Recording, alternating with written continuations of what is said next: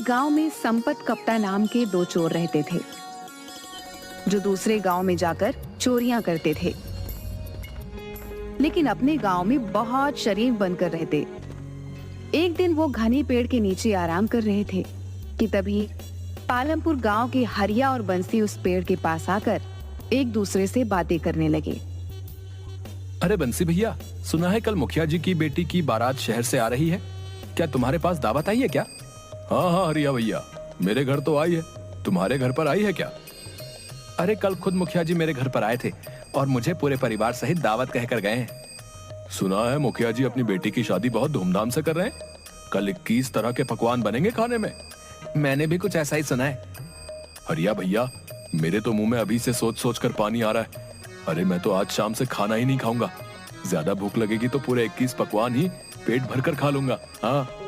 अरे बंसी भैया, भावनाओं में बहकर कहीं ज्यादा मत खा लेना, वरना पेट खराब हो जाएगा।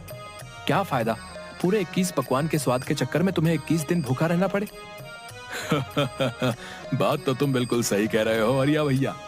वैसे कुछ भी कहो, आसपास किसी भी गांव में आज तक ऐसी शादी का इंतजाम नहीं किया गया जैसा कल मुखिया जी अपनी बेटी की शादी का कर रहे हैं। अरे भाई, लड़का कलेक्टर है, मुखिया जी ने इस शादी के लिए अपनी पूरी 10 बीघा जमीन बेची है और वो सारा पैसा शादी में ही खर्च कर देंगे।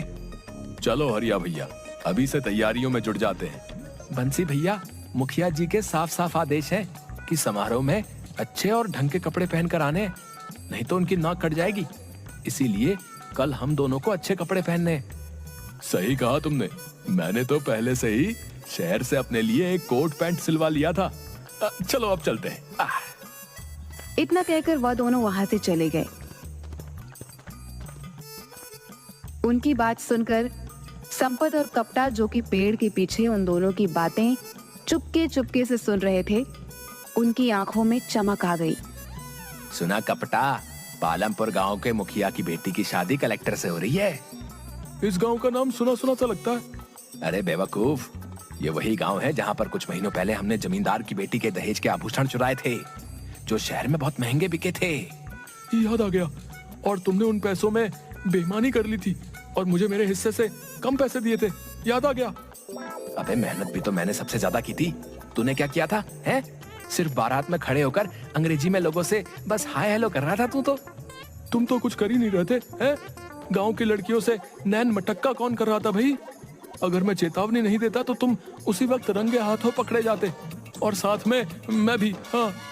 अबे वो सब छोड़, कल उसी गांव की मुखिया की शादी है। सही कहा तूने संपत, इसका मतलब मुखिया ने खूब दान दहेज का प्रबंध भी किया होगा। अरे जब 21 तरह के पकवान खाने में बनवा रहा है तो बेटी के लिए सोने के आभूषण कितने महंगे महंगे बनवाए होंगे, हैं? हमें किसी भी कीमत पर उन आभूषणों को चुराना होगा, समझा? लेकिन कैसे, अगर हम दोनों पहचान में आ गए तो? ये तूने सुना नहीं, वो दोनों बेवकूफ क्या बोल रहे थे कि शादी में अच्छे से अच्छे कपड़े पहनकर आना है। अबे हम दोनों के पास अच्छे कपड़ों की कोई कमी है क्या बे? बढ़िया सा ब्रांडेड कोट पहनकर चलेंगे, कोई शक नहीं कर पाएगा, समझा क्या? और मौका देखकर मुखिया की बेटी के आभूषण वहां से लेकर चंपत हो जाएंगे। चलो गांव चलकर अभी से तैयारियां करना शुरू कर देते हैं। लेकिन हमें बहुत होशियारी से काम लेना होगा संपत भैया, क्योंकि हम दोनों कुछ महीने पहले ही उस गांव में चोरी करके आए हैं। अबे कुछ नहीं होगा, सबसे पहले तो अभी हम दोनों अपने गांव चलते हैं। पूरे 1 महीने से हम दोनों गांव में नहीं गए। सारे गांव वाले समझते हैं कि हम दोनों शहर में कोई बहुत बड़ा बिजनेस करते हैं। कपड़े तो पहन लें। ये बात तो मैं भूल ही गया। चिंता मत कर कप्ता, हम दोनों ने अब तक न जाने कितने गांव और शहर में चोरियां की हैं। आज तक हम दोनों पकड़ में नहीं आए। अरे पकड़ना तो बहुत दूर की बात है, आज तक हम दोनों की थाने में तस्वीर भी नहीं लगी। इतना बोलकर संपत जोर जोर से हंसने लगा। उन दोनों ने अपने बैग में से शहर के कपड़े निकालकर पहन लिए और अपनी मोटरसाइकिल स्टार्ट करके अपने गांव पहुंच गए। वह दोनों अपने गांव पहुंचे ही थे कि तभी गांव के 2 व्यक्ति घसीटा और बल्ली ने उन दोनों को घेर लिया। कैसे हो संपत भैया? मैं तो ठीक हूँ घसीटा, तू बता, अब तो तेरी पत्नी तुझे घसीट घसीट कर नहीं मारती ना? तुम भी कमाल करते हो संपत भैया, तुम्हारी मजाक करने की आदत अब तक नहीं गई। क्या करें घसीटा, तुझे देखकर ही मजाक करने का मन होने लगता है। तेरी शकल ही कुछ ऐसी है यार। अरे वो सब छोड़ो संपत भैया, ये बताओ, मैंने सुना है कि शहर में मेट्रो रेल बहुत अच्छी बनी है। अरे बेवकूफ, वो मेट्रो रेल नहीं, वो मेट्रो होती है, मेट्रो। अरे हमारे लिए तो मेट्रो और मेट्रो क्या फर्क है भैया, है? अच्छा संपत भैया, मैंने सुना है मेट्रो रेल में बहुत सुंदर सुंदर कन्याएं भी नृत्य करती हैं भैया। हाँ बल्ली, शहर के लोग थोड़े खुले मिजाज के होते हैं। अरे संपत भैया, कभी हमें भी ले चलो ना अपने साथ एक बार शहर। हम भी एक बार अपनी आंखों से मेट्रो रेल का नजारा कर लेंगे और इसी बहाने अमिताभ बच्चन जी का घर भी देख लेंगे। अबे बेवकूफ आदमी, मेट्रो ट्रेन दिल्ली में है और अमिताभ बच्चन का घर मुंबई में है। ये क्या बात कर रहे हो संपत भैया? हम तो पिक्चर में देखे थे कि अमिताभ बच्चन मेट्रो रेल में सवार होकर अपने घर जाता है। अरे वो पिक्चर होती है बेवकूफ, अब मैं तुझे कैसे समझाऊं? यहाँ से निकल ले, नहीं तो ये दोनों उल्टी सीधी बातें करके हमारा दिमाग खराब कर देंगे। ठीक है बल्ली और घसीटा, हम दोनों चलते हैं। अगली बार हम तुम दोनों को अपने साथ शहर जरूर ले जाएंगे हैं और तुम्हें मेट्रो रेल जरूर दिखाएंगे हैं।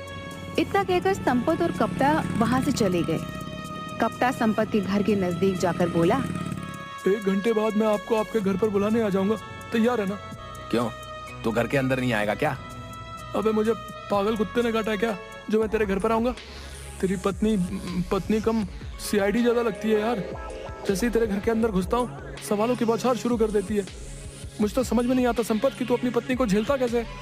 धीरे बोल कप्ता है, धीरे बोल, कहीं उसने अगर सुन लिया ना तो वो मेरी बैंड बजा देगी यार। कप्ता हंसते हुए वहाँ से चला गया। संपत ने जैसे ही अपने घर के अंदर कदम रखा, उसकी बीवी कजरी ने उसे देखकर टर्राना शुरू कर दिया। आ गए कलेक्टर साहब, बहुत जल्दी याद आ गई तुम्हें अपनी पत्नी की। सही सही बताओ, 1 महीने कहाँ मुंह काला कर रहे थे तुम? कजरी, मुझे आए हुए अभी 5 मिनट भी नहीं हुए कि तुमने टर टर करना शुरू कर दिया। अरे इसी वजह से मैं यहाँ पर नहीं आता, बताओ। तो और क्या करूं, तुम्हारी आरती करूं? कितनी बार कहा है तुमसे कि मुझे भी शहर ले चलो, लेकिन नहीं, मुझे ले जाने के नाम पर तुम्हारी नानी मर जाती है। अरे उन्हें तो मरे हुए सालों हो गए। मैं अब तुम्हारी एक नहीं सुनूंगी। इस बार मैं तुम्हें तुम्हारे दोस्त के साथ अकेले नहीं जाने दूंगी। मैं भी तुम्हारे साथ शहर चलूंगी। गांव वाले मुझसे तरह तरह के सवाल करते हैं कि आखिर तुम्हारे पति शहर में ऐसा कौन सा बिजनेस करते हैं। कितनी बार कहा है तुमसे कि शहर में हमारा कपड़ों का व्यापार है, अच्छा खासा मकान है। तो उस मकान की एक फोटो ही दिखा दो पतिदेव।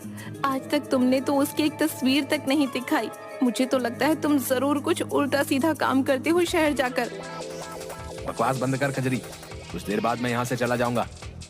अच्छा ये बताओ, शहर से मैंने जो तुमसे चांदी के छल्ले मंगवाए थे वो लाए क्या? जब देखो चांदी के छल्ले, चांदी के छल्ले।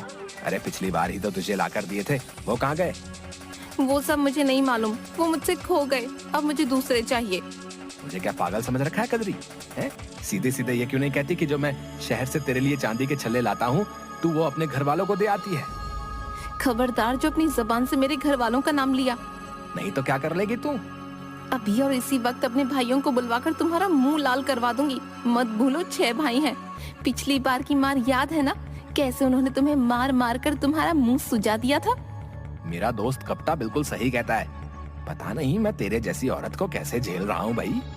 खबरदार जो तुमने उस कलमुही करम जले दोस्त का मेरे सामने नाम लिया, निठल्ला कहीं का। उसकी तो आंखों में ही छिछोरापन झलकता है, छिछोरा कहीं का। बस कर कजरी, अब मेरा और ज्यादा दिमाग खराब मत कर। पति थका हारा आया है, पानी को तो तूने पूछा नहीं, उल्टा भाइयों से पिटवाने की धमकी देने लगी। जा जाकर मेरे लिए 1 गिलास पानी लेकर आ। संपत की बात सुनकर कजरी पैर पटकती हुई वहां से चली गई। थोड़ी ही देर बाद कप्ता संपत को बुलाने आ गया और दोनों पालमपुर गांव चले गए। अगले ही दिन बड़ी चालाकी से संपत और कप्ता शहर से आई बारात में शामिल हो गए। संपत आहिस्ता से कप्ता से बोला, बहुत होशियारी से काम लेना कप्ता, और हाँ, ओवर एक्टिंग करने की बिल्कुल भी जरूरत नहीं है। याद है ना पिछली बार तेरी ओवर एक्टिंग की वजह से हम दोनों फंसते फंसते बचे थे। चिंता मत करो संपत भैया, इस बार ओवर एक्टिंग बिल्कुल नहीं करूंगा। इस बार ऐसी एक्टिंग करूंगा कि यहाँ से चोरी करने के बाद हम दोनों सीधे मुंबई जाएंगे। और मुंबई में जाकर क्या करेंगे? अरे फिर फिल्मों में काम करेंगे और क्या। ये बकवास बंद कर कप्ता और काम पर ध्यान दे। मैं जरा इधर उधर देख कर आता हूँ कि मुखिया ने गहने कहाँ पर रखे होंगे। चल काम पर लग। इतना कहकर संपत वहां से चला गया और कपटा बारातियों में शामिल होकर बाराती होने की एक्टिंग करने लगा।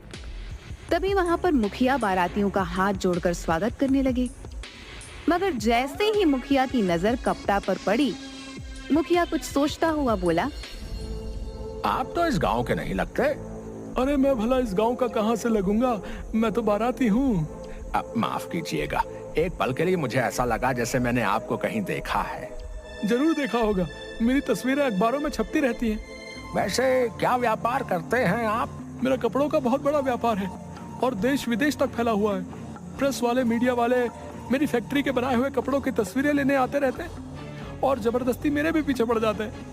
मजबूरन मुझे भी एक आध फोटो खिंचानी पड़ती है और वो फोटो अखबार में छाप देते हैं। ऐसे ही कोई तस्वीर आपने अखबार में देख ली होगी। कपटा की बात सुनकर मुखिया सोच में पड़ गया। तभी वहां संपत आ गया। संपत को देखते हुए मुखिया बोला, क्या आप बाराती हैं? जी मैं भी बाराती में से हूँ। क्या आपको कोई शक है? जी मैं तो बस ऐसे ही पूछ रहा था। क्या आपके गांव में बारातियों से ये सब पूछने का रिवाज है? हैं? मैं देख रहा था कि आप मेरे दोस्त से भी कुछ पूछ रहे थे। अरे आप तो बुरा मान गए। आपका दोस्त मुझे बता रहा था कि इनकी तस्वीर अखबारों में छपती रहती है। मुखिया की बात सुनकर संपत कपटा को घूरने लगा। हाँ, हम दोनों का बहुत बड़ा पार्टनरशिप में कपड़ों का काम है। इतना कहकर संपत कपटा का हाथ पकड़कर आगे बढ़ गया। क्या जरूरत थी इतनी लंबी लंबी डींगे हाँकने की? संपत भाई, मुझे कुछ ठीक नहीं लग रहा। मुझे लगता है कि हम दोनों को वापस चलना चाहिए। मुखिया ने किसी से कोई सवाल नहीं पूछा, सिर्फ उसने मेरी तरफ आकर ही मुझसे सवाल किया। मुझे लग रहा है कि मुखिया हम दोनों को पहचान तो नहीं गया। अबे दोनों यहाँ पर बारातियों में शामिल होकर खाना खाने के लिए नहीं आए, चोरी करने के लिए आए। मैंने पता लगा लिया कि मुखिया ने गहने कहाँ पर रखे। इस वक्त वहाँ पर कोई भी नहीं है। चल मेरे साथ जल्दी से। संपत और कपटा लोगों की नजरों से बचते हुए मुखिया के उस कमरे में पहुंच गए जहां पर सोने के आभूषण रखे हुए थे। जल्दी से अपनी जेब से अपनी चोरी वाली अपनी बढ़िया पॉलिथीन निकाल और गहने उसमें रख ले। संपत की बात सुनकर कपटा सोच में पड़ गया। अरे क्या सोच रहा है तू? इससे अच्छा मौका फिर नहीं मिलेगा। ये गहने लाखों रुपए के हैं। मुझे कुछ ठीक नहीं लग रहा है संपत भाई। लाखों के आभूषण ऐसे ही रखे हुए हैं, दरवाजा भी खुला हुआ है, पूरा घर लोगों से खचाखच भरा हुआ है। कुछ तो गड़बड़ है। अबे बेवकूफ, गड़बड़ तेरे दिमाग में। ऐसे मौके बार बार नहीं मिला करते। जल्दी से पॉलिथीन निकाल। कप्तान ने अपनी जेब में से एक पॉलीथीन निकाल ली और देखते ही देखते मुखिया के सारे गहने उसमें भर लिए और नजर बचाकर सीधे मोटरसाइकिल पर बैठकर वह दोनों फरार हो गए। ये मोटरसाइकिल शहर की जगह अपने गांव की तरफ क्यों ले जा रहे हो? अबे रात का समय है, पहले हम लोग अपने गांव चलेंगे और सुबह ही शहर की तरफ निकल लेंगे। अभी अगर हम लोग शहर की तरफ जाएंगे तो हमें ढूंढने के लिए वो मुखिया पुलिस को जरूर शहर की ओर ही भेजेगा, समझा? कुछ ही देर में संपत अपने घर पहुंच गया। मैं आज तुम्हारे घर पर ही सोऊंगा। अबे तुझे तो अपनी भाभी से बड़ा डर लगता है। मैं सब जानता हूँ। जब तक मैं सुबह आऊंगा तब तक आधे गहने तुम पार कर लोगे। अब मैं भरोसा नहीं कर सकता। हाँ, इससे आधा आधा होगा। अबे जब चोरी कर रहे थे तब तो बड़ा दयावान बन रहा था, हैं? और जब चोरी करने में कामयाब हो गए तो अचानक तुझे तेरा हिस्सा याद आ गया है बे?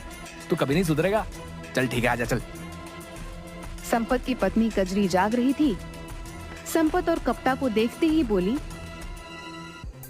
आ गए? तुम तो कह रहे थे कि तुम कुछ दिनों बाद आओगे, और ये तुम्हारे हाथ में क्या है? ये कितनी बार कहा है कजरी, हैं?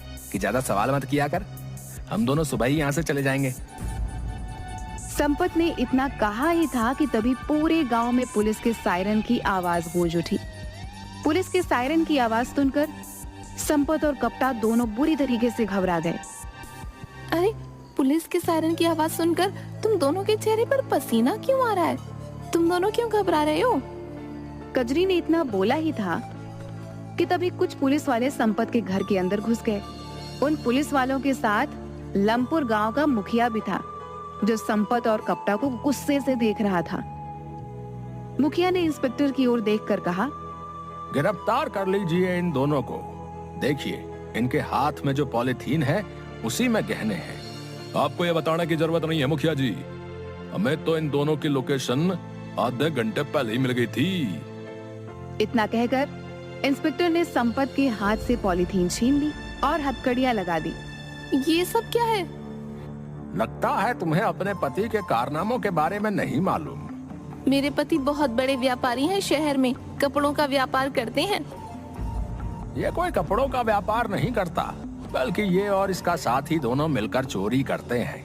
इतना कहकर मुखिया संपत और कपटा की ओर देखकर बोला, तुम दोनों सोच रहे होगे कि आखिर मुझे कैसे पता लगा कि तुम दोनों यहाँ पर छुपे हो, हैं? चाहता तो मैं तुम्हें उसी वक्त पकड़वा सकता था जिस वक्त तुम मेरी बेटी के गहने चुरा रहे थे। अरे हम तो तुम्हारा कल से ही गांव में आने का इंतजार कर रहे थे, समझे बेटा? क्या मतलब? पिछली बार तुमने जो जमींदार के घर पर चोरी की थी ना, हम तब से ही तुम लोगों के ऊपर नजर रखे हुए थे।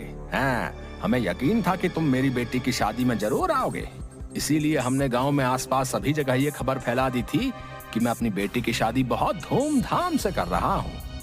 मुझे पता था कि तुम मेरी बेटी के गहने जरूर चुराने आओगे, इसलिए मैंने पहले से ही इंस्पेक्टर की मदद से गहनों में जीपीएस ट्रांसमीटर लगवा दिया था।